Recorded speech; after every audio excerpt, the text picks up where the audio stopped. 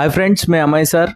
हम लोग vector integral के अंदर और एक सम स्केलर पोटेंशियल और वर्क डन के सम के और बढ़ने वाले हैं। इसके पहले एक सम किया हुआ है, उसको आप देखेंगे तो उसके अंदर में हेल्प डेस्क के अंदर बहुत सा डिटेल में कॉन्सेप्ट इसका बता दिया है। ये भी सम हम लोग करने वाले हैं। ये सम पर्टिकुलरली दिसंबर 2024 को मुंबई यूनिवर्सिटी के अंदर दिसंबर 2024 को पूछा गया है और बहुत सारे यूनिवर्सिटी के अंदर ऐसे टाइप के सम पूछे जाते हैं। तो यहाँ पे आप देखेंगे तो पर्टिकुलरली हमें क्या निकालना है, ई रोटेशनल निकालना है। इसके पहले वाले सम के अंदर ई रोटेशनल और कंजर्वेटिव के बारे में जो कॉन्सेप्ट है वो बता दिया है। Conservative and E rotational is a same one and उसके लिए हमें क्या निकालना है, curl F bar. Curl F bar, तो let us start here. Curl F bar is equal to I J and K डाबा अपॉन डाबा एक्स एंड डाबा अपॉन डाबा वाई एंड डाबा अपॉन डाबा जेड। ये हो गया आपका F1, ये हो गया F2, ये हो गया F3। ओके, तो यहाँ पे आपको लिखना है curl F bar is equal to I, इसके अंदर हो जाएगा डाबा अपॉन डाबा वाई F3 माइनस डाबा अपॉन डाबा Z, इसके अंदर F2 हो जाएगा। J लिखते वक्त आपको माइनस साइन देना है। इसके पहले के सम देखेंगे तो इसके अंदर क्यों माइनस साइन देना है ये मैं बता दिया। अल्टरनेट साइन डिटरमिनेंट निकालते वक्त निगेटिव आता है। यहाँ पे डाबा अपॉन डाबा x ये F3 हो जाएगा और माइनस डाबा अपॉन डाबा Z ये F1 हो जाएगा। इसके बाद प्लस के अंदर देखो करते वक्त आपको करना क्या है, के तो ये हो जाएगा आपका डाबा अपॉन डाबा x, ये हो जाएगा F2 माइनस डाबा अपॉन डाबा y जो हो जाएगा ये F1 हो जाएगा। ओके, तो ये पर्टिकुलरली सम के अंदर हमें सॉल्व करते वक्त ये हो गया आपका F1, ये हो गया आपका F2, ये हो गया आपका F3। ओके, इस तरह जाना है। तो F1, F2 एंड F3, तो F1, F2 एंड F3 करते वक्त देखो क्या करना है।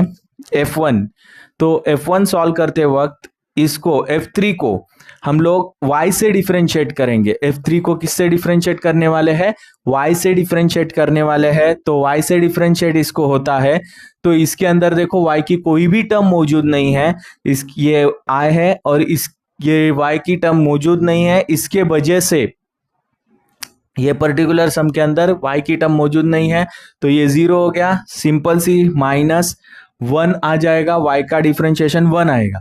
उसके बाद F2 के और देखेंगे, F2 के अंदर डिफरेंशिएशन Z से करना है। यहाँ पे बीच का जो साइन है वो माइनस है और यहाँ पे भी कोई भी y की Z की टर्म नहीं है तो ये 0 आ जाएगा। यहाँ पे डिफरेंशिएशन होगा, यहाँ पे आपको -1 मिलने वाला है। ओके, तो ये हो गया, ये -1 है, ये बीच का साइन माइनस है तो ये और ये चला जाएगा। सिंपल सी बात है। ओके, इसके बाद ये हो गया आपका -j और यहाँ पे F3 को हमें डिफरेंशिएशन करते वक्त y किससे करना है, x से करना है। x से डिफरेंशिएट में करता हूं तो ये 3z² आ जाएगा। x का डिफरेंशिएशन मुझे 1 मिलेगा, y का वैल्यू 0 रहेगा। इसके बाद F2 का डिफरेंशिएशन करूंगा मैं तो ये z से डिफरेंशिएट होगा, ये F2 का डिफरेंशिएशन होता है तो वो F1 का डिफरेंशिएशन Z से होता है तो हमें यहाँ पे क्या मिलने वाला है, देखो माइनस साइन, ये 3z² हो जाएगा प्लस, मतलब सेम टर्म मिलती है और माइनस साइन बीच में तो टर्म कैंसल। इसके बाद के अंदर भी सेम है। F2 को मैं x से डिफरेंशिएट कर देता हूं, F2 को x से डिफरेंशिएट करता हूं तो ये हो जाएगा 6x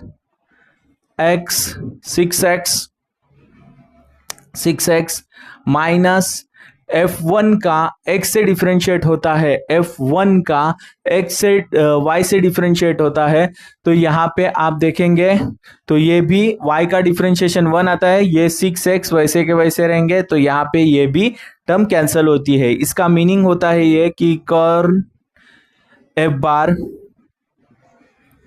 F bar is equal to 0 आता है। कर्ल एफ बार जीरो आता है। तो अगर curl F bar is zero, therefore then यहाँ पे देखो एलबेस के अंदर मैंने लिखा हुआ है if curl F bar is zero then the F bar is what, irrotational और कंजर्वेटिव। अगर यहाँ पे कंजर्वेटिव लिखा रहता तो हम लोग कंजर्वेटिव लिखते थे। इसके पहले हम लोग ने ये कॉन्सेप्ट आपका पहले से वाले सब में एक्सप्लेन किया हुआ है। ओके, नेक्स्ट जो पार्ट आता है इसके अंदर जो है वो हमें फाई निकालना है। फाई निकालते वक्त हमें सबसे इंपॉर्टेंट चीज है, ये हेल्प डेस्क के अंदर मैंने ये फॉर्मूला लिखा हुआ है, डी फाई निकालना है तो डाबा फाई अपॉन डाबा एक्स dx प्लस डाबा फाई अपॉन डाबा y dy प्लस डाबा फाई अपॉन डाबा z dz। ओके, तो यहाँ पे डी फाई सिंपल सी चीज है।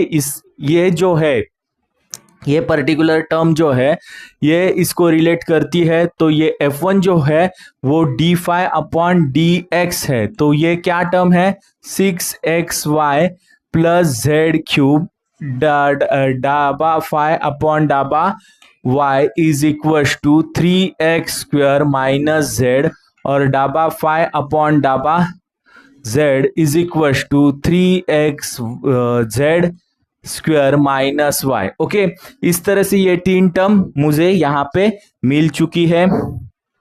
अभी ये जो पर्टिकुलर टर्म है ये मैं इसके अंदर पुट कर देता हूं, d phi is equal to, तो ये हो जाएगा 6xy plus Y Z cube, ये हो गया आपका डी एक्स प्लस ये हो जाएगा 3x square minus z into d y plus ये हो गया आपका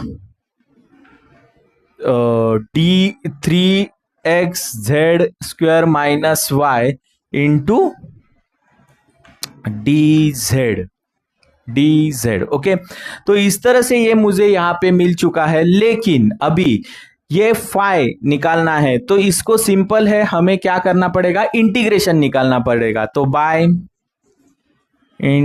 इंटीग्रेशन, इसके पहले वाले सम में भी हम लोग ने इंटीग्रेशन किया हुआ है, लेकिन यहाँ पे भी इंटीग्रेशन करना है। तो इंटीग्रेशन के अंदर देखो हमें करना क्या है, जो टर्म्स के सेम इंटीग्रेशन रहेंगे उनको साथ में लाना पड़ेगा।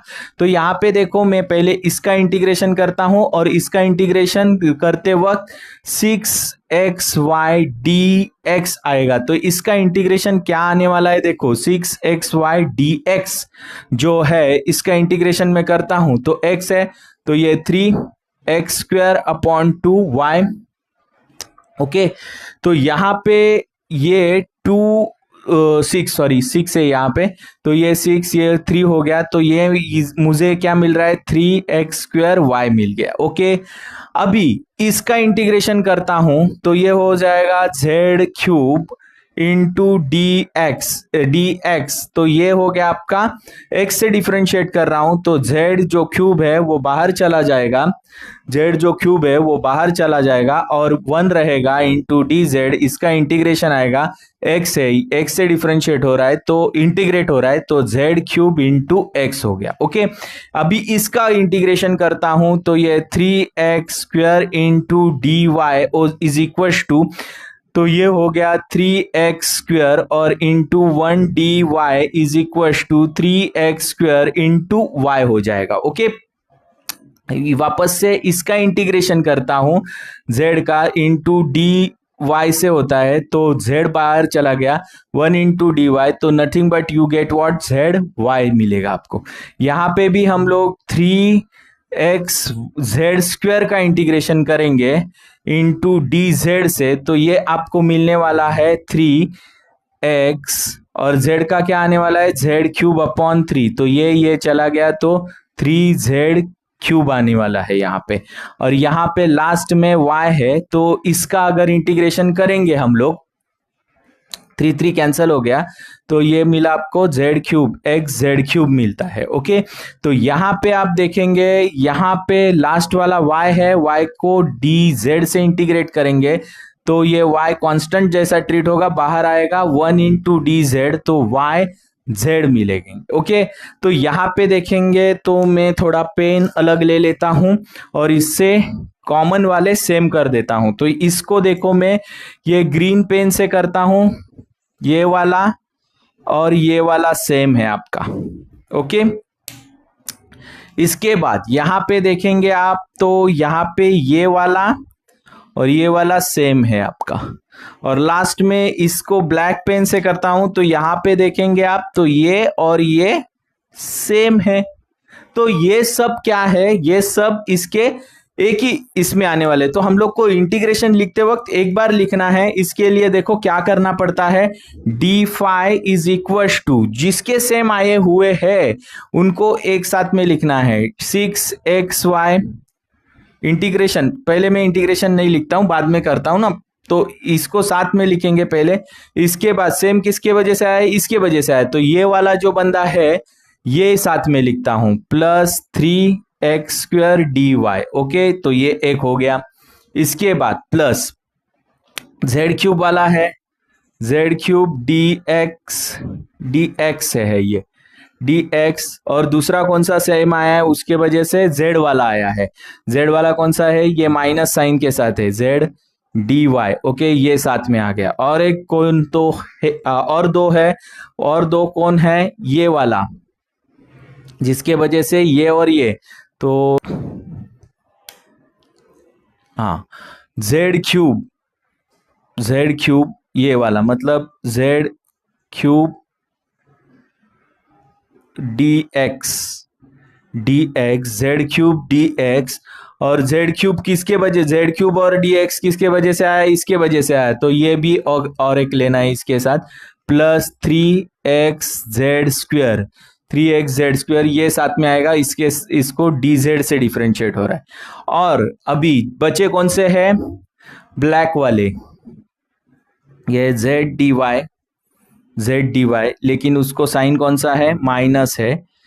और दूसरा कौन सा है, y dz, इसको माइनस साइन है, ये साथ में लिखने हैं। ओके, इस तरह से ये अच्छे से लिखता हूं, y dz minus z dy। Okay, इसको साइन प्लस है। ओके, इस तरह से ये हो गया आपका। तो यहां पे आप लिखना है बाय इंटीग्रेशन। तो यहां पे देखेंगे आप तो आपको पता चलेगा कि फाई लिख देना है। ये दोनों का मिला के एक ही इंटीग्रेशन आया है, क्या आया है, इसका और इसका मिलके, तो वो लिख देना है 3x² लिख देना है। ओके, 3x² लिख दिया। दूसरी चीज, ये दोनों को मिला के क्या इंटीग्रेशन आया है, ये दोनों को मिला के ये कौन से कलर के अंदर है, ये रेड कलर के अंदर है। तो रेड कलर के ये इसको मिला के क्या आया है, ये आ गया है प्लस z³ प्लस। अभी लास्ट में इसके अंदर देखो ब्लैक कलर के अंदर है ये, इसको 3x²y, और लास्ट में ब्लैक कलर के अंदर कौन से है, ये वाले yz। ओके, इस तरह से फाई मुझे मिल चुका है। तो ये कॉन्सेप्ट जिनका इंटीग्रेशन अच्छा रहेगा उनको फास्ट में समझ आएगा, लेकिन जिनको थोड़ा इंटीग्रेशन के कॉन्सेप्ट में थोड़ा तकलीफ है, कुछ प्रॉब्लम है, तो ये लोग इस तरह से इंटीग्रेशन निकाल के लेंगे और उनको साथ में लाएंगे तो भी चल सकता। थोड़ा करेक्शन करना है, यहाँ पे देखेंगे आप तो इसका भी साइन माइनस है, इसका भी साइन माइनस है और इसका भी साइन माइनस है। ओके, तो ये दोनों का साइन माइनस है, इनके माइनस साइन के वजह से यहाँ पे आपको माइनस आंसर मिलेगा। ओके, तो यहाँ पे तो मैंने खाली इनको ले लिया है, लेकिन इनके साइन भी सेम है, तो ये माइनस हो जाएंगे और माइनस के वजह से ये माइनस साइन आएंगे, तो यहाँ पे आपको ये माइनस साइन थोड़ा करेक्शन कर लेना है। ओके, तो ये तो आपको स्केलर पोटेंशियल मिल गया है। यहाँ पे आप लिख सकते हैं ये क्या हो गया, फाइंड द फंक्शन फाई, मतलब स्केलर पोटेंशियल हो गया है। इसके बाद हम लोग को क्या निकालना है, work done. Done. Work done का कॉन्सेप्ट क्या है? F into D R. तो F इंटू डी आर अगर आप देखेंगे तो यहां पे देखो F1 है और ये dx है, मतलब F into D R, force into displacement is nothing but a work done. यहां से यहां तक कोई भी चीज है उसको फोर्स अप्लाई किया तो A से B डिस्प्लेस हो गई, तो ये हो गया डी आर, और ये फोर्स लगाया ये हो गया आपका F। ये आपने मैकेनिक्स में पढ़ा होगा, यही कॉन्सेप्ट है। अभी यहां पे आप देखेंगे तो ये डिस्प्लेसमेंट हो गई, ये ए बी हो गई है, यही हम लोग को यहां पे दे दी है। ओके, अभी हमें F इंटू डी आर के बारे में पढ़ना है। तो F into D R, F1 है, F1 और इसके साथ डी आर, तो I इंटू आई क्या हो जाता है? 1, J इंटू जे 1 होता है, K इंटू के 1 होता है, तो ये जो है 1 हो जाएगा, और इसके साथ कौन जुड़ेगा? इसके साथ dx जुड़ेगा। तो आप देखेंगे तो यही होता है, F1 है ये, और ये F2 है, और ये F3 है, इसके साथ dx जुड़ा हुआ है, इसके साथ dy जुड़ा हुआ है, इसके साथ dz जुड़ा हुआ है, मतलब F1 यही मिल रहा है, मतलब ये और ये सेम है। मतलब आपको ये सब स्टेप रिपीटेशन नहीं करनी है, ओनली क्या करना है, देखो स्केलर पोटेंशियल आपने निकाला हुआ है, वही आपको लिखना है, 3x square y minus plus Z cube x minus y z, और इसको आपको खाली लिमिट देना है, जिसका मतलब डिस्प्लेसमेंट का वैल्यू प्लेस करना है। तो डिस्प्लेसमेंट का वैल्यू क्या दिया हुआ है? 3, 3 एंड 2, और ये जो वैल्यू दिया हुआ है ये है 1, 2, 1, 2 और 0 दिया हुआ है। अगर मैं ये वैल्यूज इसके अंदर प्लेस कर देता हूं तो ये देखो अपर लिमिट, देखो पहला है 3, पहले से मौजूद है, x का वैल्यू भी 3 है, उसका स्क्वायर है, और y का वैल्यू भी 3 है, वो भी 3 यहाँ पे लिख दिया, प्लस का साइन है बीच में। उसके बाद यहाँ पे z का वैल्यू 2 है, उसका स्क्वायर है, इनटू x है, x 3 है, माइनस साइन है, वापस से माइनस के बाद yz है, y का वैल्यू 3 है और z का वैल्यू 2 है। ओके, इस तरह से आपने ये तो बना लिया, 2 है। ओके, y का वैल्यू 3 है और z का वैल्यू 2 है।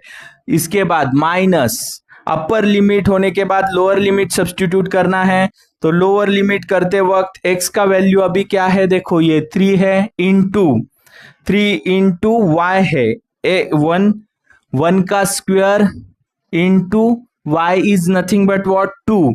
इसके बाद यहां पे देखेंगे तो z है, z जहां पे भी है वहां पे 0 प्लेस हो जाएगा, तो यहां पे भी 0 आएगा, माइनस 0 आ जाएगा। क्यों आएगा? तो यहाँ पे भी z का वैल्यू 0 बैठेगा, यहाँ पे भी 0 रहेगा, तो ये दोनों वैल्यू 0 होने के वजह से ये तो लास्ट वाली टर्म निकल गई आपकी। तो फाइनली आपको यहाँ पे वैल्यूज लाने हैं, तो यहाँ पे हम लोग कैल्सी भाई का हेल्प लेंगे, क्योंकि हम लोग का आंसर रॉन्ग नहीं आना चाहिए। तो यहाँ पे आप देखेंगे तो ये देखेंगे 3 इंटू 3 इंटू 3 इंटू 3 प्लस ये हो गया 2 इंटू 2 इंटू 3 माइनस 6, तो ये वैल्यू मुझे मिलती है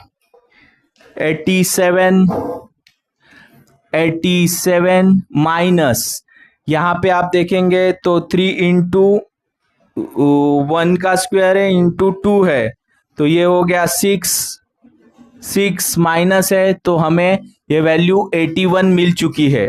तो यहाँ पे वर्क डन जो है हमारा, work done is equal to 81 आया है। ओके, तो यहाँ पे आप देखेंगे जो वर्क डन है वो क्या है, 81 आ चुका है।